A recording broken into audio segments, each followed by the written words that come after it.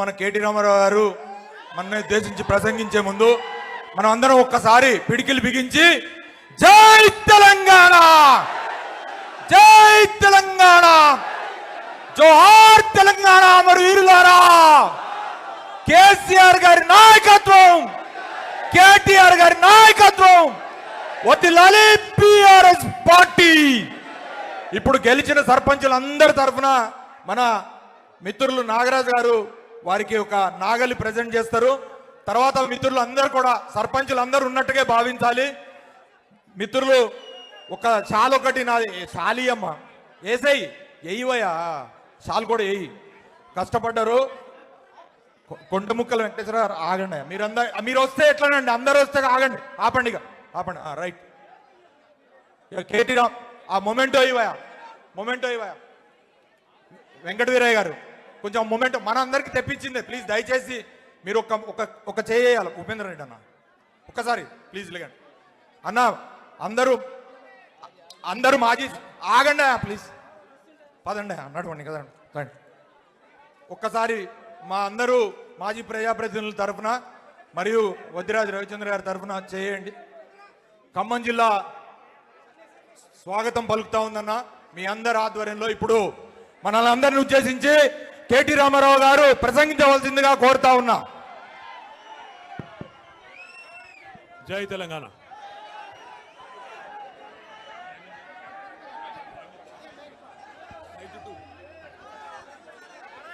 జై తెలంగాణ.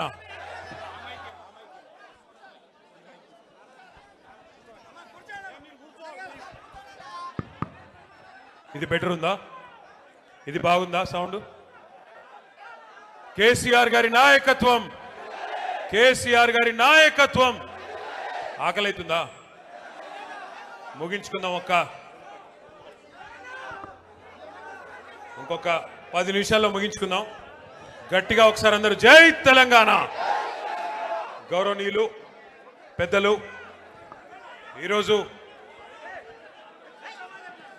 ఖమ్మంలో జరుగుతున్న ఈ ప్రజాప్రతినిధుల ఆత్మీయ సన్మాన కార్యక్రమంలో అధ్యక్షత వహిస్తున్న సోదరులు, మాజీ మంత్రివర్యులు, మీ అందరికీ ఆప్తులు గౌరవనీయులు శ్రీ పువ్వాడ అజయ్ కుమార్ గారికి, అట్లాగే గౌరవనీయులు పెద్దలు రాజ్యసభ సభ్యులు వద్దిరాజు రవిచంద్ర గారికి, గౌరవ పార్లమెంటరీ పార్టీ మాజీ నాయకులు గౌరవనీయులు ఖమ్మం మాజీ పార్లమెంట్ సభ్యులు పెద్దలు శ్రీ నామా నాగేశ్వరరావు గారికి, గౌరవ మాజీ మంత్రివర్యులు కొత్తగూడెం మాజీ శాసనసభ్యులు శ్రీ వనమా వెంకటేశ్వరరావు గారికి, సత్తుపల్లి మాజీ శాసనసభ్యులు గౌరవనీయులు శ్రీ శ్రాండ్ర వెంకట వీరయ్య గారికి, పాలేరు మాజీ శాసనసభ్యులు గౌరవనీయులు శ్రీ కందాల ఉపేందర్ రెడ్డి గారికి, జిల్లా పరిషత్ మాజీ అధ్యక్షులు మధిర నియోజకవర్గ బాధ్యులు సోదరులు శ్రీ లింగాల కమల్ రాజ్ గారికి, ఇల్లెందు మాజీ శాసనసభ్యురాలు సోదరి శ్రీమతి బానోత్ హరిప్రియ నాయక్ గారికి, గౌరవనీయులు వైరా మాజీ శాసనసభ్యురాలు సోదరి శ్రీమతి చంద్రావతి గారు, అశ్వరావుపేట మాజీ శాసనసభ్యులు అన్నగారు గౌరవనీయులు శ్రీ మెచ్చా నాగేశ్వరరావు గారు, గౌరవ మరొక మాజీ శాసనసభ్యులు అన్న శ్రీ తాటి వెంకటేశ్వర్లు గారు, సోదరులు గౌరవనీయులు శ్రీ ఆర్జేసి కృష్ణ గారు, రమణ గారు, తమ్ముడు మొన్ననే గ్రాడ్యుయేట్ ఎమ్మెల్సీ ఎన్నికల్లో మీ ఆశీర్వాదంతో పోటీ చేసి కొద్ది తేడాతోనే ఓడిపోయిన శ్రీ ఏనుగుల రాకేష్ రెడ్డి గారు, అట్లాగే మన మాజీ లైబ్రరీ చైర్మన్ కొత్తగూడెం భద్రాద్రి శ్రీ దిండిగాల రాజేందర్ గారు, ఖమ్మం మాజీ లైబ్రరీ చైర్మన్ శ్రీ కమర్ గారు, ఖమ్మం అట్లాగే మాజీ డిసిసిబి అధ్యక్షులు శ్రీ కూరాకుల నాగభూషయ్య గారు, గౌరవనీయులు శ్రీ ఉప్పల వెంకటరమణ గారు, గౌరవనీయులు బొమ్మెర రామ్మూర్తి గారు, బిచ్చాల తిరుమలరావు గారు, విజయ్ గారు సుడా మాజీ అధ్యక్షులు, రావులపల్లి రాంప్రసాద్ గారు, మానే రామకృష్ణ గారు, Khammam municipal BRS party floor leader Karnati Krishna గారు, Khammam municipal BRS party deputy floor leader Maqbool గారు, అట్లాగే మన తమ్ముడు పగడాల నాగరాజ్ గారు, ఖమ్మం పట్టణ పార్టీ అధ్యక్షులు బీరెడ్డి నాగచంద్రారెడ్డి గారు, లకావత్ గిరిబాబు గారు, మాజీ డిప్యూటీ మేయర్ బత్తుల మురళి గారు, అట్లాగే వివిధ ఉద్యమకారులు గౌరవనీయులు శ్రీ డోకుపర్తి సుబ్బారావు గారు, మా సీతామహాలక్ష్మి గారు, ఇంకా గౌరవనీయులైన మాజీ మున్సిపల్ చైర్మన్లు, మాజీ జెడ్పీటీసీలు, మాజీ మండల ప్రజా పరిషత్ అధ్యక్షులు, గౌరవ కార్పొరేటర్లు, అట్లాగే గౌరవనీయులైన వివిధ మండలాల పార్టీ అధ్యక్షులు, సింగిల్ విండోల అధ్యక్షులు, గౌరవనీయులు, ఈరోజు ఎంతో పోరాట స్ఫూర్తితో బ్రహ్మాండంగా పార్టీకి కొత్త ఉత్సాహాన్ని ఇస్తూ అపురూపమైన విజయాన్ని సాధించిన మా 127 మంది సర్పంచ్ సోదరులు సోదరీమణులు, 156 మంది ఉప సర్పంచ్ సోదరులు సోదరీమణులు, వారి గట్టిగా ఒకసారి చప్పట్లు కొట్టాలి అందరం కూడా. వారితో పాటు పోటీ చేసి స్వల్ప తేడాతో ఓటమి పాలైన మా సోదరులకి సోదరీమణులకి, అట్లాగే ఇందాక నామా నాగేశ్వరరావు గారు చెప్పినట్టు కొంతమంది గెలిచి కూడా ఓడిపోయిన వాళ్ళు ఉన్నారు మన పార్టీ నుండి. ఎందుకంటే గెలిచిన తర్వాత కాంగ్రెస్ పార్టీ తొండి చేసి మరి రిటర్నింగ్ అధికారులను మేనేజ్మెంట్ చేసి రీకౌంటింగ్ అని పెట్టి గెలిచిన వాళ్ళని కూడా ఓడినట్టుగా చూపెట్టిన మా తమ్ముళ్ళు కొంతమంది ఉన్నారు. మీకు అట్టే జరిగిందా? వారితో పాటు అభ్యర్థుల గెలుపు కోసం పనిచేసిన ప్రతి గులాబీ తమ్ముడికి, చెల్లెలకి, అక్కకి, అన్నకి, అందరికీ, పత్రికా మిత్రులకి పేరు పేరున అందరికీ హృదయపూర్వకంగా శిరస్సు వంచి నమస్కారం. ఈరోజు ఖమ్మానికి వస్తుంటే మాకు పాలేరులో నాయకన్ గూడెం కాడ మరి మా తమ్ముళ్ళు పాలేరు నియోజకవర్గ సోదరులు పెద్ద ఎత్తున అక్కడ స్వాగతం పలికారు. ఉపేందర్ రెడ్డి గారు నాతో పాటు హైదరాబాద్ నుంచి వచ్చినారు. ఉపేందర్ రెడ్డి గారు నేను అడిగినాను, అన్న ఎట్లా జరిగింది మీ నియోజకవర్గంలో సర్పంచ్ ఎన్నిక అని. వారు ఒకటే మాట చెప్పారు, కాంగ్రెస్ ఓటమికి రంగం సిద్ధమైంది, తొందరలోనే పల్లెల్లో ప్రజలు భరతం పట్టడానికి సిద్ధంగా ఉన్నారు, తొందరలో కార్పొరేషన్లో కూడా అదే జరగబోతోంది, మున్సిపాలిటీలో కూడా అదే జరగబోతోంది. తప్పకుండా మళ్ళీ ఈ క్వార్టర్ ఫైనల్స్ లో మంచి ఫలితాలే వచ్చినాయి, సెమీఫైనల్ రాబోతోంది, ఆ తర్వాత ఫైనల్లో మాత్రం తిరిగి ఖచ్చితంగా ఖమ్మం జిల్లాలో ఈసారి 7 నుంచి 8 స్థానాలు గెలుచుకొని మళ్ళీ కేసీఆర్ గారు ముఖ్యమంత్రి కాబోతా ఉన్నారని చెప్పి పెద్దలు ఉపేందర్ రెడ్డి గారు చెప్తా ఉన్నారు. ఇది నా మాటో మీ మాటో కాదు, అక్కడి నుంచి ఇక్కడ దాకా వస్తూ ఉంటే ప్రజల స్పందన, ప్రజల హావభావాలు, వారి మాటలు ఇవన్నీ కూడా వింటా వచ్చినాను. మధ్యలో ఒక దగ్గర కొద్దిసేపు టీ తాగుదామని ఆగినాం. అక్కడ పాలేరు నియోజకవర్గం ఎంటర్ అయిన తర్వాత టోల్ గేట్కి యువతల కొద్దిసేపు ఆగినాం. ఆగితే 2-3 రైతన్నలు వచ్చారు. వచ్చి వాళ్ళ గోడు చెప్పుకుంటున్నారు పాలేరు వాళ్ళు. అన్నా, మా ఎమ్మెల్యే గారు ఇప్పుడు మంత్రిగా ఉన్నారు, వ్యవసాయ మంత్రి గారు మా జిల్లా, ఇద్దరున్నారు, ఉప ముఖ్యమంత్రి కూడా మా జిల్లానే, 3 మంత్రులు 3 మొనగాళ్ళు ఉన్నారు. కానీ దురదృష్టం ఒక్క యూరియా బస్తా దొరకడం లేదు. ఎవరికి చెప్పుకోవాలి మేము, ఎవరికి చెప్పుకోవాలా అని రైతన్నలు వచ్చి అడుగుతుంటే వారిని నేను ఒకటే అడిగిన, మరి మార్పు అన్నారు, మార్పు అని ఓటేశారు, బాగున్నదా మార్పు అని అడిగిన. అంటే ఏం చెప్పాలన్నా, సరే జరిగింది, పాలిచ్చే గేదెని వద్దనుకుని తన్నే దున్నపోతుని తెచ్చుకున్నాము, తప్పదు కదా, అనుభవించక తప్పదు కదా అని చెప్పారు. రైతులు కూడా బాధపడతా ఉన్నారు. ఇవాళ నేను స్పష్టంగా చూస్తా ఉన్నా, ఖమ్మం ప్రజల్లో ఒక కాంగ్రెస్ పార్టీ మీద తీవ్రమైన వ్యతిరేకత, తీవ్రమైన కోపం కనబడతా ఉంది. సహజంగా మీరు అక్కడని నేను ఇక్కడంటే ఎవరికి కనబడుతుంది స్వామి, సహజంగా ఎప్పుడైనా స్థానిక సంస్థల ఎన్నికల్లో సహజంగానే నిజానికి అధికార పార్టీకి ఎంతో కొంత అడ్వాంటేజ్ ఉంటుంది. మీకు గుర్తుండాలి, మనం అధికారంలో ఉన్నప్పుడు పంచాయతీ ఎన్నికలు పెడితే కనీసం కాంగ్రెస్ వాళ్ళు ఎన్ని గెలిచారయ్యా అంటే వేళ్ల మీద లెక్క పెట్టుకోదగ్గర సంఖ్యలో తప్ప పర్ఫార్మెన్స్ లేదు, 10% లోపల తప్ప గెలిచిందేమీ లేదు. కానీ వాళ్ళ రాష్ట్ర వ్యాప్తంగా, ఒక్క ఖమ్మంలోనో కొత్తగూడెంలోనో కాదు, రాష్ట్ర వ్యాప్తంగా కనుక చూసినట్టయితే 40% సర్పంచులు మన వాళ్ళు గెలిచారంటే ఇది మామూలు విషయం కాదు. అది కూడా 2 ఏళ్లలోపే, 2 ఏళ్లలోపు జరిగిన ఎన్నికల్లో పరిస్థితి ఎట్లా ఉంది అంటే రానున్న రోజుల్లో పరిస్థితి ఎట్లా ఉండబోతోందో మనం అర్థం చేసుకోవచ్చు. తప్పకుండా ఒకటి మాత్రం పక్కా, ఇవాళ 2 ఏళ్లలోనే ప్రజలకు అర్థమైపోయింది. ఎన్నో ఆశలు, ఎన్నో అబద్ధాలు, ఎన్నో రకాల అలవిగాని హామీలు ఇవన్నీ ఇచ్చి అధికారంలోకి వచ్చింది కాంగ్రెస్ పార్టీ. 6 గ్యారంటీలు అన్నారు, 420 హామీలు ఇచ్చారు. పక్కా నియోజకవర్గం మదిర, నాకు ఇంకా గుర్తుంది, ఆ వీడియో కూడా ఇక్కడ వేద్దామంటే స్క్రీన్ లేదు. డిప్యూటీ సీఎంగా ఉన్న ఆనాటి సిఎల్పి లీడరు మధిర ఎమ్మెల్యేగా ఆనాడున్న బట్టి విక్రమార్క గారు ఆ రోజు అన్న మాట ఇంకా నాకు నా చెవుల్లో ఇంకా వినబడతా ఉన్నది. గ్యారంటీ కార్డులు పట్టుకొని ఆ రోజు ఆయన చెప్తా ఉన్నాడు, భద్రంగా పెట్టుకోండి, గ్యారంటీ కార్డులు భద్రంగా దాచిపెట్టుకోండి. 100 రోజుల్లో ఇది చాలా విలువైన కార్డు. ఈ కార్డుని మరి భద్రంగా పెట్టుకుంటే 100 రోజుల తర్వాత మా గవర్నమెంట్ రాగానే 2,500 మహిళలకు ఇస్తాం, 4,000 రూపాయలు ముసలోళ్ళకి ఇస్తాం, తులం బంగారం ఇస్తాం, 2 లక్షల ఉద్యోగాలు ఇస్తాం, భద్రంగా పెట్టుకోండి కార్డు అన్నారు బట్టి గారు. మరి ఇవాళ నేను బట్టి గారిని అడుగుతున్నా, బట్టి గారు 100 రోజులు కార్డును పెట్టుకోమన్నారు, మరి ఇప్పుడు 2 ఏళ్ళు అయిపోయింది, ఇప్పుడు ఎక్కడ పెట్టుకోవాలి కార్డు? ఎక్కడ పెట్టుకోమంటావు ఇప్పుడు కార్డు? చెప్పు. ఎక్కడ పోయింది నీ 2,500? ఎక్కడ పోయింది 4,000 పెన్షను? ఎక్కడ పోయింది తులం బంగారం? ఎక్కడ పోయినాయి స్కూటీలు? ఎక్కడ పోయినాయి విద్యా భరోసా కార్డులు? ఎక్కడ పోయినాయి 1,00,000 కోట్ల బడ్జెట్, బీసీలకి 42% రిజర్వేషన్లు? చెప్పుకుంటూ పోతే 420 హామీలు. ఒకటి కాదు, 2 కాదు.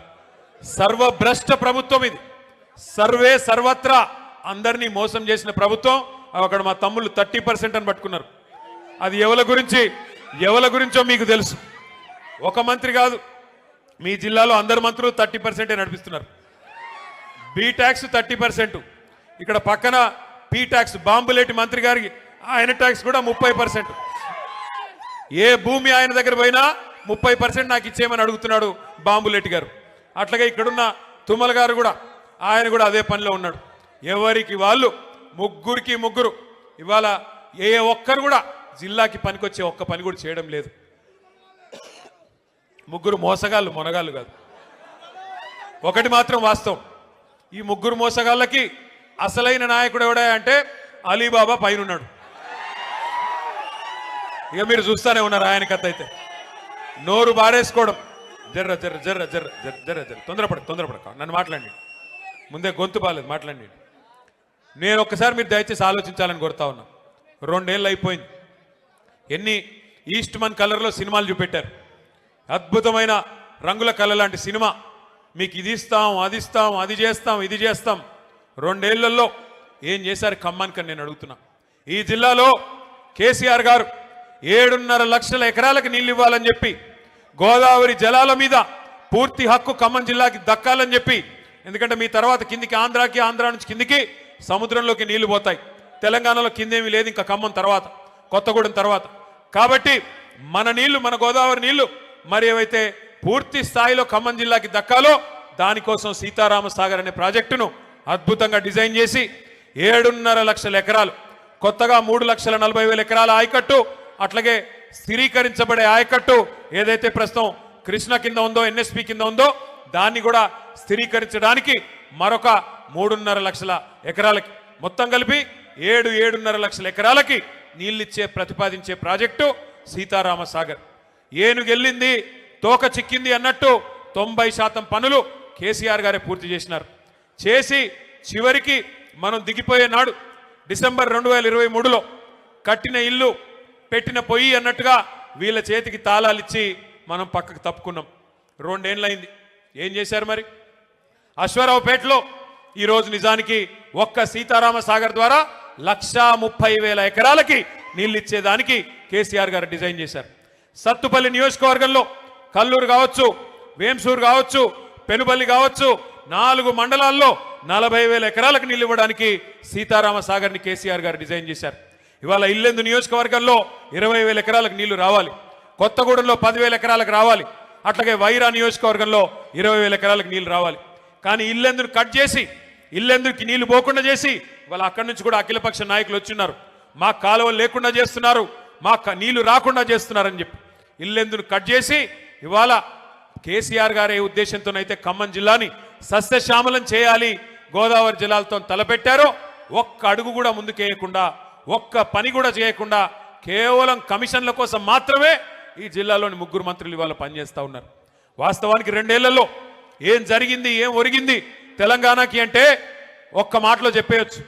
రామాయణం కదా, కట్టే కొట్టే తెచ్చే అన్నట్టుగా ఏందయ్యా కాంగ్రెస్ ప్రభుత్వం 2 ఏళ్లలో చేసింది అంటే ఎగవేతలు, కూల్చివేతలు, పేల్చివేతలు, ఈ 3 తప్ప పీకిందేమీ లేదు.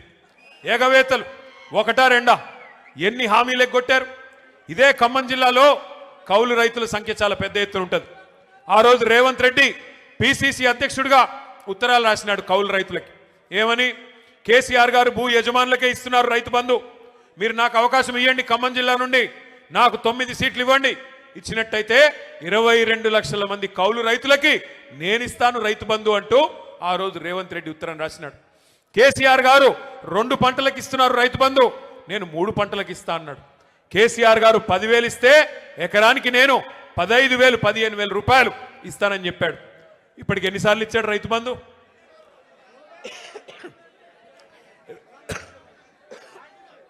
బూతులొద్దు కానీ 15,000 ఇస్తానని చెప్పి 12,000 కుదించి అది కూడా ఇప్పటికి ఇచ్చింది ఒక్కసారి. 2 సార్లు ఎగ్గొట్టిండు. మొదటిసారి కేసీఆర్ గారు పెట్టిందే ఆ 5,000 రూపాయలు ఇచ్చాడు తప్ప ఒక్కసారి. 2 ఏళ్లలో ఈ ప్రభుత్వం రైతు బంధు వేసింది ఒక్కసారి, అది కూడా తగ్గించి 15,000 అని చెప్పి 12,000 కుదించి అది కూడా మొన్న ఒక్కసారి వేశారు. మళ్ళీ ఇప్పుడు సంక్రాంతి పండుగ రాబోతా ఉంది. మరి ఇప్పుడు వేస్తారో వేయరో ఎవరికి తెలియదు. ఎంత దారుణం అంటే కౌలు రైతులను మర్చిపోయారు. 3 పంటలకు రైతు బంధు ఇస్తామన్నది మర్చిపోయారు. 15,000 మర్చిపోయారు. రైతు కూలీలకు పెద్ద పెద్ద కానీలు చెప్పారు.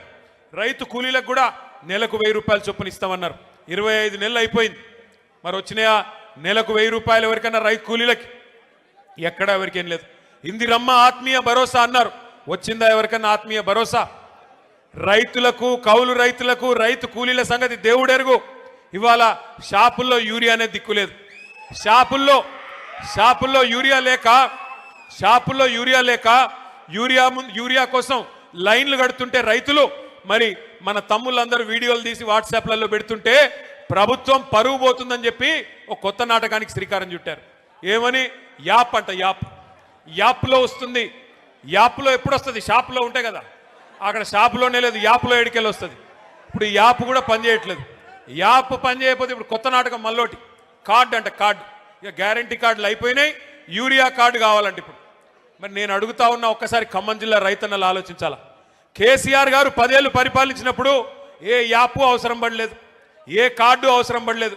ఆటో వాడికి 4 రూపాయలు ఇస్తే బాయికాడికి తీసుకొచ్చి బంగారం లాగా 6 కావాలంటే 6, 10 కావాలంటే 10 యూరియా బస్తాలు బాయికాడికే వచ్చేది. మరి ఈరోజు ఈ దౌర్భాగ్యులు వచ్చిన తర్వాత, ఈ వ్యవసాయం తెలవని ముఖ్యమంత్రి గారు వచ్చిన తర్వాత, నీళ్ల గురించి కనీస అవగాహన లేని ముఖ్యమంత్రి వచ్చిన తర్వాత రైతన్నలకి ఈ కష్టం వచ్చి పడింది. నేను ఏదో దుగ్ధతోనో బాధతోనో మాట్లాడడం లేదు. నేను ఎందుకు చెప్తా ఉన్నానంటే, ఎందుకు చెప్తా ఉన్నా అంటే, ఈ ముఖ్యమంత్రి గారికి నదీ జలాల మీద కనీస అవగాహన లేదు. గోదావరిలో, కృష్ణా నదిలో మన హక్కుల గురించి కనీస అవగాహన లేదు. గోదావరి ప్రవహిస్తే ఉమ్మడి ఆంధ్రప్రదేశ్లో మనకి అక్కడ బాసర అవతల ఎంటర్ అవుతే ఇక్కడ భద్రాచలం దాకా ఉంటుంది. 79% ఉమ్మడి ఆంధ్రప్రదేశ్లో కూడా గోదావరి పరివాహక ప్రాంతం తెలంగాణ ప్రాంతంలో ఉంటుంది. కృష్ణా పరివాహక ప్రాంతంలో 69% ఉమ్మడి ఆంధ్రప్రదేశ్లో కూడా తెలంగాణ భూభాగంలో ఉంటుంది. మరి అలాంటప్పుడు 79% నదీ పారకం ఇక్కడ ఉండి, క్యాచ్మెంట్ ఏరియా ఇక్కడ ఉండి, బాసరా టు భద్రాచలం గోదావరి ఉండి మనకు నీళ్లు రాకపోవడం ఏందని చెప్పి కేసీఆర్ గారు కొట్లాడిందే ఆ నీళ్ల కోసం. కానీ ఈ ముఖ్యమంత్రి రేవంత్ రెడ్డి గారు వచ్చిన తర్వాత ఆయన అధికారులను అడుగుతుంటే, దాన్ని టీవీ వాళ్ళు చూపెడుతుంటే మనం సిగ్గుపడాల్సి వస్తున్నది. ఆయన అడుగుతున్నాడు, దేవాదుల ఏ బేసిన్లో ఉన్నది? గోదావరి బేసిన్లో ఉన్నదా అని అడుగుతున్నాడు. ఎక్కడో ఉత్తర భారతదేశంలో ఉండే బాక్రా నంగల్ ప్రాజెక్టు, అప్పుడెప్పుడో నెహ్రూ గారు కట్టిన ప్రాజెక్టు, అక్కడ హిమాచల్ ప్రదేశ్లో ఉంటుంది. స్వాతంత్ర దినోత్సవం నాడు ముఖ్యమంత్రి గారు చెప్తున్నారు, బాక్రా నంగల్ ప్రాజెక్టు తెలంగాణలో ఉన్నదంట. మనకు తెలియదా? అంటే ఇంత గొప్ప ముఖ్యమంత్రి, నదులు తెలియదు, నీళ్లు తెలియదు. చివరికి ఎట్లాంటి పరిస్థితి అంటే, ఈరోజు ఈ ముఖ్యమంత్రి గారిని చూస్తూ ఉంటే నిజంగా జాలేస్తూ ఉన్నది. 2 ఏళ్ళు ఆయన అసమర్థతను కప్పిపుచ్చుకోవడానికి, ఆయన చేతగాంతనాన్ని, ఆయన ఫెయిల్యూర్స్ని, ఆయన హామీలు అమలు చేయలేని అసమర్థతను కప్పిపుచ్చుకోవడానికి పచ్చి అబద్ధాలకు ఎత్తుకున్నాడు. ఏం మాట్లాడినా, ఏం అడిగినా, ఏమయ్యా రేవంత్ రెడ్డి గారు ఎందుకు అమలు చేయవు? 100 రోజులు 6 గ్యారంటీలు అంటివి ఏమైంది అంటే ఇవాళ ఒకటే పల్ల వెతుకున్నారు అందరూ. ఏమంటారు వాళ్ళు? కేసీఆర్ అప్పుల పాలు చేసిపోయాడు, కేసీఆర్ రాష్ట్రాన్ని అప్పుల పాలు చేసిపోయాడని చెప్పి దుష్ప్రచారం, అబద్ధాలు చెప్తా ఉన్నారు. మొన్న ఈ మధ్యనే పార్లమెంట్లో ఒక బీజేపీ ఎంపీ గారు ఆయన అడిగినాడు కేంద్ర ప్రభుత్వాన్ని, మరి రేవంత్ రెడ్డి చెప్తున్నాడు రాష్ట్రం అప్పుల పాలు అయిపోయింది అంటున్నాడు, కేసీఆర్ గారు అప్పుల పాలు చేశారు అంటున్నాడు, ఎంత అప్పు అయింది? కేసీఆర్ గారు పదవి బాధ్యతలు చేపట్టినాడు, తెలంగాణ వచ్చినాడు, ఉన్న అప్పెంత? కేసీఆర్ గారు తప్పుకున్న నాడు ఉన్న అప్పెంత అని చెప్పి అడగడం జరిగింది. కేంద్ర ప్రభుత్వం రిజర్వ్ బ్యాంక్ని అడిగింది. భారతదేశంలోనే అతిపెద్ద బ్యాంక్ రిజర్వ్ బ్యాంక్. తర్వాత కంట్రోలర్ అండ్ ఆడిటర్ జనరల్ అంటే కాగ్ వాళ్ళని అడిగింది. అడిగి పార్లమెంటు వేదికగా ఆ బీజేపీ పార్లమెంట్ సభ్యుడికి కేంద్ర ప్రభుత్వం సమాధానం చెప్పింది. ఏం చెప్పిందయ్యా అంటే, కేసీఆర్ గారు పదవీ బాధ్యతలు చేపట్టిన నాడు జూన్ 2, 2014 నాడు తెలంగాణ రాష్ట్రం ఏర్పడ్డ నాడు ఉన్న అప్పు వారసత్వంగా మనకు వచ్చింది 72,000 కోట్ల రూపాయలు. కేసీఆర్ గారు పదవి నుండి దిగిపోయిన నాడు డిసెంబర్ 3, 2023 నాడు మన రాష్ట్రం యొక్క అప్పు 3,50,000 కోట్లు. అంటే ఆ 3,50,000 కోట్లలో ఆ 72 తీసేస్తే 9.5 ఏళ్ల కాలంలో కేసీఆర్ ప్రభుత్వం చేసిన అప్పు కేవలం 2,80,000 కోట్లు మాత్రమే అని చెప్పి నేను చెప్పడమో, అజయ్ గారో, నామా గారో, రవిచంద్ర గారో చెప్తున్న మాట కాదు. కేంద్ర ప్రభుత్వం చెప్తున్న మాట, రిజర్వ్ బ్యాంక్ ఆఫ్ ఇండియా చెప్తున్న మాట. వాళ్ళు చెప్పేదేమో 2,80,000 కోట్లు. బట్టి గారిని అడిగితే 6 లక్షల కోట్లు అంటాడు, తుమ్మలను అడిగితే 7 లక్షల కోట్లు అంటాడు, బాంబులేటిని అడిగితే 8 లక్షల కోట్లు అంటాడు, రేవంత్ రెడ్డిని అడిగితే 10 లక్షల కోట్లు అంటాడు. నోరే కదా, ఏముంది ఎటు పడితే అటు మాట్లాడచ్చు, ప్రజలు వెర్రోళ్ళు కదా నమ్ముతారులే అనుకుంటున్నారు ఈ సన్నాసులు. నేను ఒకటే గుర్తు చేస్తా ఉన్నా, ఎస్ కేసీఆర్ గారు అప్పు చేశారు, 2,80,000 కోట్లు అప్పు చేసిండు కేసీఆర్. చేసి ఏం చేసిండు? 73,000 కోట్ల. ఏముంది ఎటు పడితే అటు మాట్లాడచ్చు, ప్రజలు వెర్రోళ్ళు కదా నమ్ముతారులే అనుకుంటున్నారు ఈ సన్నాసులు. నేను ఒకటే గుర్తు చేస్తా ఉన్నా, ఎస్ కేసీఆర్ గారు అప్పు చేశారు, 2,80,000 కోట్ల అప్పు చేసిండు కేసీఆర్. చేసి ఏం చేసిండు? 73,000 కోట్ల రూపాయలు 70 లక్షల రైతుల ఖాతాల్లో 11 సార్లు రైతు బంధు రూపంలో వేసిన నాయకుడు కేసీఆర్. ఎస్ కేసీఆర్ గారు అప్పు చేశారు. అప్పు చేసి ఏం చేశాడు కేసీఆర్? ఒక్కొక్క రైతుకి రైతు బీమా ఇచ్చి లక్షల మంది రైతులకి 5 లక్షల రూపాయల చొప్పున చనిపోతే ఎవరైనా నష్టపరిహారం అందించారు కేసీఆర్ గారు. ఎస్ కేసీఆర్ గారు అప్పు చేశారు. 9.5 ఏళ్ళు ఒక్క ఉచిత కరెంటు కోసమే వ్యవసాయానికి 50,000 కోట్ల రూపాయలు ఖర్చు పెట్టింది కేసీఆర్ ప్రభుత్వం రైతన్నల కోసం. ఎస్ కేసీఆర్ గారు అప్పు చేశారు. 2 దఫాలుగా 1,00,000 రూపాయల చొప్పున రుణమాఫీ చేయడానికి 28,000 కోట్ల రూపాయలు వెచ్చించింది కేసీఆర్ ప్రభుత్వం. ఎస్ కేసీఆర్ గారు అప్పు చేశారు 2,80,000 కోట్లు. ఆ అప్పుతో 1,022 గురుకుల పాఠశాలలు పెట్టి 6.5 లక్షల మంది మన పిల్లలకి 6.5 లక్షల మంది పిల్లలకి ఒక్కొక్క అమ్మ మీద, ఒక్కొక్క అమ్మాయి మీద, ఒక్కొక్క తమ్ముడి మీద 1,20,000 రూపాయలు సంవత్సరానికి ఖర్చు పెట్టి నాణ్యమైన విద్య అందించారు. ఎస్ కేసీఆర్ గారు అప్పు చేశారు. చేసి ఏం చేశారు? 15 లక్షల మంది ఆడకూతురులకి 1,00,000 రూపాయలు ఇచ్చి కళ్యాణ లక్ష్మి పేరుతో, షాదీ ముబారక్ పేరుతో వారి పెళ్లి చేయించారు. ఎస్ కేసీఆర్ గారు అప్పు చేశారు. 32 జిల్లాలుగా తెలంగాణను మార్చి 32 కలెక్టరేట్లు కట్టారు. 32 కలెక్టరేట్లు మాత్రమే కాదు, 5 మెడికల్ కాలేజీలు మాత్రమే ఉన్న తెలంగాణలో 32 మెడికల్ కాలేజీలు పెట్టిన ఘనత, 32 నర్సింగ్ కాలేజీలు పెట్టిన ఘనత మన నాయకుడు కేసీఆర్ గారిది. ఎస్ కేసీఆర్ గారు అప్పు చేశారు. అప్పు చేసి ఇంటింటికి నల్లా నీళ్ళిచ్చే మిషన్ భగీరథ కార్యక్రమాన్ని 40,000 కోట్ల రూపాయలతో కట్టారు. ఎస్ కేసీఆర్ అప్పు చేసి పాలమూరు రంగారెడ్డి ఎత్తిపోతల పథకంలో 90% పనులు పూర్తి చేసి 30,000 కోట్ల రూపాయలు అక్కడ ఖర్చు పెట్టారు. ఎస్ కేసీఆర్ గారు అప్పు చేశారు. మీ ఖమ్మం జిల్లాకు వరప్రదాయని లాంటి సీతారామ సాగర్ ప్రాజెక్టులో 1,000 కోట్ల రూపాయలు ఈ జిల్లా రైతన్నుల కోసం ఖర్చు పెట్టారు. ఎస్ కేసీఆర్ అప్పు చేసిన మాట వాస్తవం. కానీ కేసీఆర్ చేసిన అప్పు మన భవిష్యత్తు మీద పెట్టిన పెట్టుబడి, తెలంగాణ పిల్లల కోసం పెట్టిన పెట్టుబడి, తెలంగాణ రైతుల కోసం పెట్టిన పెట్టుబడి తప్ప కేసీఆర్ గారు మీలాగా దోచుకోలేదు. మీరేం చేస్తున్నారు 2 ఏళ్లలో చెప్పండి. కేసీఆర్ గారు ఆ ప్రభుత్వం ఉన్నప్పుడు బ్రహ్మాండంగా రైతులకి నాట్లేసే టైంకి మీ ఫోన్లన్నీ టింగు టింగు టింగు అని మోగేది, రైతు బంధు మీ ఖాతాల్లో పడేది, 1,000 కోట్ల రూపాయలు మీ ఖాతాల్లోకి వచ్చేది. కానీ ఇవాళ 1,000 కోట్ల రూపాయలు టకీ టకీమని పోతున్నాయి. ఎక్కడికి పోతున్నాయి? ఎక్కడికి? ఢిల్లీకి పోతున్నాయి. రాహుల్ గాంధీ గారికి సామంతరాజులు కప్పం కట్టకపోతే పోస్ట్ ఊస్టింగే కదా. నెలకి 100 కోట్లు కట్టకపోతే 60 నెలలకు 6,000 కోట్లు కట్టకపోతే పోస్ట్ ఊస్టింగే. నెలకు ఒకసారి పోవాలి, కాళ్ళు మొక్కాలి, కప్పం కట్టాలి, పోస్టు భద్రంగా ఉందా లేదా చూసుకోవాలి. అది తప్ప ఏంది నువ్వు పీకింది అని అడుగుతా ఉన్నా రేవంత్ రెడ్డిని. 2 ఏళ్ళు బూతు మాటలు తప్ప ఏమన్నా ఒక్క మంచి పని ఎవరి కోసమన్నా ఒకరికని చేసింటే దయచేసి చెప్పమని నేను అడుగుతా ఉన్నా. ఇవాళ బూతు మాటలు అంటే చండాలమైన మాటలు, నాకు ఇష్టం ఉండదు కానీ తప్పట్లేదు. దరిద్రంగా ఆయన మాట్లాడుతుంటే మాకు ఎదురుగా ఉన్న మాకు రక్తం ఉడుకుతా ఉంది. సరే, కేసీఆర్ గారు తెలంగాణ తెచ్చిన నాయకుడు, దశాబ్దాల కళ నెరవేర్చిన నాయకుడు. ఇదే ఖమ్మం జిల్లాలో ఆనాడు 1968లో విద్యార్థుల ఉద్యోగుల ఆధ్వర్యంలో ప్రారంభమైన ఉద్యమానికి అల్టిమేట్గా లక్ష్యాన్ని చేర్చిన నాయకుడు కేసీఆర్ గారు. అట్లాగే 10 ఏళ్ళు ప్రజల చేత ఎన్నుకోబడ్డ ముఖ్యమంత్రి కేసీఆర్ గారు. తెలంగాణకు ఎన్నో అపురూపమైన అద్భుతమైన ప్రాజెక్టులు ఇచ్చినవాడు కేసీఆర్. తెలంగాణకి దేశ స్థాయిలో గౌరవం తెచ్చిపెట్టినవాడు కేసీఆర్. ఇవన్నీ కరెక్టే, మన పార్టీ అధ్యక్షుడిగా కూడా కేసీఆర్ కరెక్టే. కానీ ఇవన్నింటికి మించి మా నాన్న కదా. మరి మా నాన్నని ఇష్టం వచ్చినట్టు అంటే ఓ కొడుకుగా నా కోపం రాదా? నేను మాట్లాడుతుంటే అప్పుడప్పుడు మన పెద్దోళ్ళు చెప్తుంటారు, మన ఉపేంద్ర అన్న చెప్తుంటాడు అప్పుడప్పుడు, మీరెందుకు మాట్లాడుతున్నారు వాళ్ళలాగా దిగజారి అని. వాళ్ళలాగా దిగజారి మాట్లాడాలని నాకు లేదు, కానీ వాళ్ళు మాట్లాడుతున్న మాటలు వింటే రక్తం ఉడుకుతున్నది. ఏం అడుగుతున్నాం మనము? ఏమైందయ్యా, కౌలు రైతులకు డబ్బులు ఇస్తానంటివి, కౌలు రైతులకు రైతు బంధు అన్నావు కదా, 22 లక్షల మందికి ఉత్తరం రాస్తేవి కదా, కౌలు రైతుల పక్షాన్ని అడుగుతున్నా ఏది రైతు బంధు అంటే ఏమంటాడు? నీ లాగులో తొండలు వదులుతా అంటాడు. ఏమైందయ్యా, మహిళలకు ఇస్తానన్న 2,500 అంటే నీ గుడ్లు వీకి గోటీలు ఆడతా అంటాడు.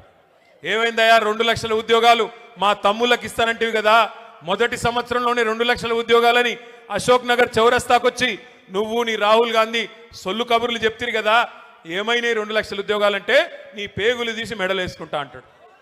ఏం చేయాలా? ఇట్లా మాట్లాడితే ఏమనాలా? తప్పట్లేదు. ఇంకా గౌరవం ఏంటంటే ఆయన ఏడుపేందో నాకు అర్థం కాదు, తెల్లారు లేస్తే ఆ ఫ్రస్ట్రేషన్ ఏందో నాకు అర్థం కాదు. ఆల్రెడీ అడ్డిమారి గుడ్డి దెబ్బలో వచ్చి ముఖ్యమంత్రి పదవిలో కూర్చున్నావు, పేమెంట్ కోటాలో సీటును కాపాడుకుంటున్నావు, హ్యాపీగా పని చేసుకో. తెల్లారు లేస్తే అరుపులు పెడబొబ్బలు సెక్యూరిటీ వాళ్ళని కొడుతున్నాడు. ఈ మధ్యన చూస్తూ ఉన్నారేమో మీరు, ఆయనకి సెక్యూరిటీగా ఉండే పోలీసు వాళ్ళని కూడా కొడుతున్నాడు. నేను అందుకే చెప్పాను ఆయన భార్య గారికి, ఆయన శ్రీమతికి, అమ్మా గీతమ్మ ఇప్పుడు అరుస్తున్నాడు ఫ్రస్ట్రేషన్లో, రేపే ఉన్నాడు కరుస్తాడేమో ఇంట్లో కట్టయి తల్లి అని చెప్పా. ఏందా అరుపులు పెడబొబ్బలు, ఏంది లొల్లి? ఆయన బాధ ఏందో నాకు అర్థం కాదు. నన్ను పట్టుకుని నోటికి వచ్చినట్టు మాట్లాడతాడు. నువ్వు నీలాగా నేను గుంటూరులో చదువుకోలేదు అంటాడు. అవును, నేను చదువుకున్నా గుంటూరులో, నేను చదువుకున్నా, ఓ 2 ఏళ్ళు చదువుకున్నా. నేను 1991లో రాష్ట్రం ఒకటిగా ఉన్నప్పుడు ఆనాడు మా నాన్నగారు నన్ను తీసుకొని పోయి అక్కడ విజ్ఞాన్ కాలేజీలో లావు రత్తయ్య గారు అన్న పెద్ద మనిషి ఉంటారు, ఆ రత్తయ్య గారి కాలేజీలో వేస్తే ఖమ్మం జిల్లాలోని చాలామంది పిల్లల్లాగానే నేను కూడా పోయి చదువుకుంటే తప్ప నేను నీలాగా ఆవారగడ్లాగా తిరగలేదు. మరి నేను చదువుకున్నా, మా అమ్మ నాన్న నాకు చదువుకోమంటే చదువుకున్నా, అది కూడా తప్పేనా? నేను ఇంకోటి అడుగుతా, నేను ఆంధ్రాకి పోయి చదువుకుంటే తప్పంట, కానీ ఈయన మాత్రం భీమవరం నుంచి అల్లుడు తెచ్చుకోవచ్చు అంట. ఇదెక్కడి నీతి? మరి నువ్వేమో ఆంధ్ర నుండి అల్లుడిని తెచ్చుకోవచ్చు, నేను ఆంధ్ర పోయి చదువుకోకూడదా? ఇంకో మాట అంటాడు, నేనంట అమెరికాలో బాత్రూమ్లు కడిగేటోనంట. ఎవరిని అయ్యా, నేను ఏం చెప్పాలి నీకు? మీ అన్నున్నాడు కదా అమెరికాలో, మీ అన్నున్నాడు జగదీష్ రెడ్డి అని, రేవంత్ రెడ్డి అన్నున్నాడు. ఆయన ఇంట్లో ఆయన బాత్రూమ్ కడుక్కోడా? ఈయోడని వచ్చి కడుగుతాడా? ఎవరింట్లో వాళ్ళు అక్కడ బోళ్ళు కడుగుతారు, వంట వండుకుంటారు, తింటారు. అక్కడ పనులు దొరకరు. సామాన్యమైన కుటుంబాలకు అక్కడ పనులు ఉండరు. నువ్వు వేల లక్షల కోట్ల అధిపతి అయితే తప్ప నీకు అక్కడ ఉండరు. ఎవరి ఇంట్లో వాడు పని చేసుకుంటాడు. అయినా ఇక్కడ మా ఆడకూతురులు ఇంతమంది ఉన్నారు, మనం ఇళ్లలో మన పని చేసుకోమా? తప్ప చేసుకుంటే ఎవరింటి పనులు చేసుకుంటే తప్ప? నాకు తెలవక అడుగుతా, ఏం మాటలు ఇవి? నిన్ను గెలిపించింది ఎందుకు? నిన్ను అడుగుతున్నది ఏంటి? నువ్వు చేస్తున్నది ఏంటి? ఈ ఎగవేతలు బంద్ చేసి, ఈ పనికి మాలిన డైలాగులు బంద్ చేసి పని చేయరా బాబు అంటే అది చేత కాదు. ఇక మీ జిల్లా మంత్రులు అయితే ఒక్కొక్కడికి మొక్కాల. ఒక ఆయన ఉన్నాడు రెవెన్యూ మంత్రి బాంబులేటి, ఇక దీపావళికి బాంబులు వెళ్తాయి చూడండి అన్నాడు. 2 దీపావళిలు పోయినాయి, బాంబులు ఎక్కడ వెళ్ళాయో నాకు తెలియదు. ఈయన గారు పోయి మాత్రం అదాని కాళ్ళు పట్టుకొని, మోడీ కాళ్ళు పట్టుకొని, ఆయన ఇంటి మీద ఈడీ రేడ్ అయితే మాత్రం కాళ్ళు పట్టుకొని మీ బీజేపీలో చేరుతాను, దండం పెడతాను, నా మీద కేసు పెట్టకండి అని చెప్పి సిగ్గు లేకుండా బీజేపీకి మోకరిల్లి ఇవాళ కేసు మాఫీ చేయించుకుంటా ఉన్నాడు. ఇక ఇక్కడ ఖమ్మంలో ఇంకో మంత్రి గారు, ఆయన మన కార్పొరేటర్లు ఇల్లు బిజీగా తిరుగుతూ ఉన్నాడు. కార్పొరేటర్ల ఇంటి చుట్టూ తిరుగుతూ ఇవాళ నేను ఇక్కడికి వస్తున్నా అంటే ఒక ముగ్గురు కార్పొరేటర్లు వేసుకొని పోయి రేవంత్ రెడ్డి కాడ కూర్చోబెట్టిండట. ఒకటి మాత్రం నేను పక్కాగా చెప్తున్నా, మంత్రి గారు ప్రజలు అనుకుంటే మీరు ఎంతమందిని ఎత్తుకొని పోయినా నువ్వు పీకేదేమి ఉండదు. ప్రజలు అనుకుంటే పెద్ద పెద్ద వాళ్ళని ఇంటికి పంపించారు, నువ్వు ఎంతమంది నన్ను ఎత్తుకొని పో పర్లేదు, బంగారం లాంటి కొత్త వాళ్ళని తయారు చేసుకుంటాం, కొత్త యువతకి అవకాశం ఇవ్వాలని చెప్పి కూడా నేను పువ్వాడ అజయ్ గారిని కోరుతా ఉన్నా. కొత్త వాళ్ళకి అవకాశం ఇవ్వండి. బంగారం లాంటి నాయకులు ఉన్నారు, మనకి చాకులు లాంటి పిల్లలు ఉన్నారు, అవకాశం ఇవ్వండి. వాళ్ళే మరి కొత్త కొత్త నాయకులుగా ఉద్భవిస్తారు. ఇవాళ నేను ఖమ్మానికి వస్తుంటే గర్వంగా అనిపించింది. ఎందుకు ఎంటర్ అవుతా ఉంటే ఆ మున్నేరు రివర్ ఫ్రంట్ మన గవర్నమెంట్ ప్రారంభించి మంజూరు చేసిన రివర్ ఫ్రంట్ కనబడ్డది. కేబుల్ బ్రిడ్జి పనులు మనం ఉంటే ఈ పాటికి అయ్యిపోయేది, ఇంకా కూడా నత్తనడకన సాగుతుంటే ఆ బ్రిడ్జి మీద మొత్తం ట్రాఫిక్ జామ్ అయిపోయింది. ఆ తర్వాత కొద్దిగా ముందుకొస్తే మన ప్రభుత్వంలో మనం వేసిన బ్రహ్మాండమైన రహదారుల విస్తరణ, డివైడర్లు, జంక్షన్లు అన్నీ కనబడ్డాయి. లక్కారం చెరువు ఎట్లా ఉండేది గతంలో కాంగ్రెస్ ప్రభుత్వం ఉన్నప్పుడు, తర్వాత బీఆర్ఎస్ వచ్చినాక ఎట్లా అయిందో నాకంటే బాగా మీకే తెలుసు. అట్లాగే కొత్త బస్ స్టాండ్ పక్కనే కొత్త కార్పొరేషను బిల్డింగు, కొత్త ఐటీ హబ్బు, మొత్తం ఖమ్మం రూపురేఖలు మార్చిన ఘనత పెద్దలు కేసీఆర్ గారిది తప్ప ఎవరు పడితే వాళ్ళది కాదు అనే మాట నేను మీకు విజ్ఞప్తి నేను చేశానంటే నేను చేశాను. తుమ్మల గారు చెప్తున్నారంట ఆయన హయాంలోనే జరిగింది. నేను అడుగుతా ఉన్న తుమ్మల గారు, 2014లో ఎక్కడున్నారు మీరు? ఓడిపోయి ఇంట్లో కూర్చుంటే మిత్రుడు కదా అని తీసుకొచ్చి కేసీఆర్ గారు మంత్రి చేసి మీకు బాధ్యత అప్పచెప్పారు. మీ కేసీఆర్ గారి నాయకత్వంలో 2014 తర్వాతనే ఖమ్మం రూపురేఖలు మారినాయి తప్ప అంతకుముందు మీరు చేసింది ఏమీ లేదు అనే మాట కూడా నేను గుర్తు చేస్తా ఉన్నా. దయచేసి నేను మిత్రుల్ని కోరుతా ఉన్నా, ఇవాళ పక్కనే ఉన్న డిప్యూటీ సీఎం కావచ్చు, ఇక్కడ ఉన్న ఈ ఇద్దరు మంత్రులు కావచ్చు, రేపు ఖమ్మం కార్పొరేషన్ మీద పడతారు. వాళ్ళకి అర్థమైపోయింది సినిమా. మొన్న మీరు పంచాయతీ ఎన్నికల్లో ట్రైలర్ చూపెట్టేసరికి భయపడ్డారు. మా తమ్ముడు ఆర్మీ రవి అనే ఒక పిల్లగాడు ఉంటాడు, ఎక్కడున్నాడు ఆయన? ఎక్కడున్నా నిలబడి తమ్ముడులే చేయలేపు. ఆర్మీ రవి అనే ఒక తమ్ముడు ఉంటాడు, ఎక్కడ ఉన్నాడు? శుద్ధవాగు సర్పంచ్ గారు, సరే ఉన్నాడు, ఎక్కడ ఉన్నాడు? ఆ తమ్ముడికి నిజంగా నేను అభినందనలు చెప్తా ఉన్నా. నేను ఒక్కడికే చెప్తున్నా, ఏమనుకోవద్దు, చాలామంది పోరాటం చేసిన వాళ్ళు ఉన్నారు. కానీ తమ్ముడు మీద కేసులు పెట్టి జైలుకు పంపించాడు పొంగులేటి.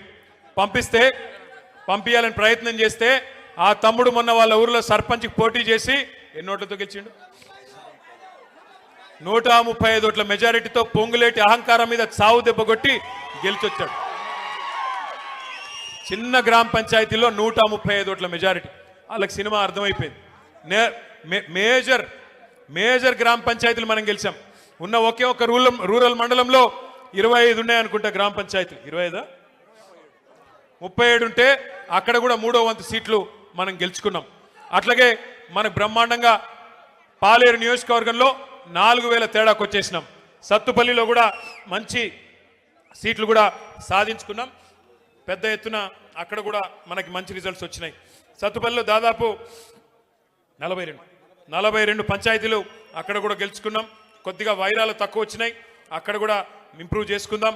మదిరిలో కూడా ఇంకా ఇంప్రూవ్మెంట్కి స్కోప్ ఉంది. మరి రేపు తొందరలోనే మున్సిపాలిటీ కూడా రాబోతా ఉంది. వైరా మున్సిపాలిటీ, ఇల్లెందు మున్సిపాలిటీ, సత్తుపల్లి, ఈ జిల్లాలో ఖమ్మం జిల్లా కాడికి నేను చెప్పేది ఏదులాపురం, అట్లాగే మన ఖమ్మం కార్పొరేషను, ఈ ఎన్నికలన్నీ వైరా, ఇవన్నీ కూడా రాబోతా ఉన్నాయి. నేను గెలిచి వచ్చిన సర్పంచ్లకు కూడా నేను ఒకటే కోరుతా ఉన్నా, మీరెవ్వరికీ భయపడే పని లేదు. తెలుసు ఇక్కడంతా గూండారాజ్యం నడుస్తుంది ఖమ్మం జిల్లాలో.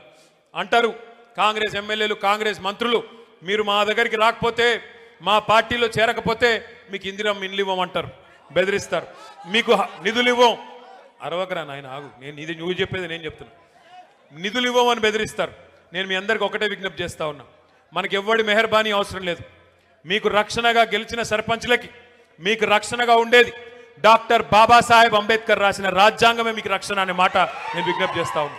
రాజ్యాంగంలో అంబేద్కర్ గారు స్పష్టంగా రాశారు, భారతదేశంలో 5 అంచెల్లో ప్రభుత్వాలు ఉంటాయి. పైన కేంద్ర ప్రభుత్వం, కొద్దిగా కిందికి వస్తే రాష్ట్ర ప్రభుత్వం, ఆ తర్వాత జిల్లా స్థాయిలో జిల్లా పరిషత్తు, దాని కిందికి వస్తే మండల పరిషత్తు, మున్సిపాలిటీలు, కింద గ్రామ పంచాయతీలో సర్పంచ్ గారు. గ్రామ పంచాయతీ సర్పంచ్ పవర్ ఏంటి అంటే, రాష్ట్రానికి ముఖ్యమంత్రి ఎట్లానో అట్లాగే గ్రామ పంచాయతీకి సర్పంచ్ కూడా అదే పవర్ ఉంటుంది. మీరు ఎవరికి భయపడాల్సిన పని లేదు. ఫైనాన్స్ కమిషన్ ఇచ్చే డబ్బులు మీకు రాజ్యాంగబద్ధమైన హక్కుగా ఎవ్వరి మెహర్బానీ కానీ ఇంకోటి కానీ అవసరం లేకుండా డైరెక్ట్గా పంచాయతీల ఖాతాల్లోకి రావాలి. ₹1 ఫైనాన్స్ కమిషన్ డబ్బులు విడుదలైతే అందులో 85% డైరెక్ట్గా గ్రామ పంచాయతీ అకౌంట్లోకి వస్తాయి. ఒక 10% మీకు మండల పరిషత్ అకౌంట్లోకి, 5% జిల్లా పరిషత్ అకౌంట్లోకి వస్తాయి. అట్లా రూపాయి సద్వినియోగం కావాలి.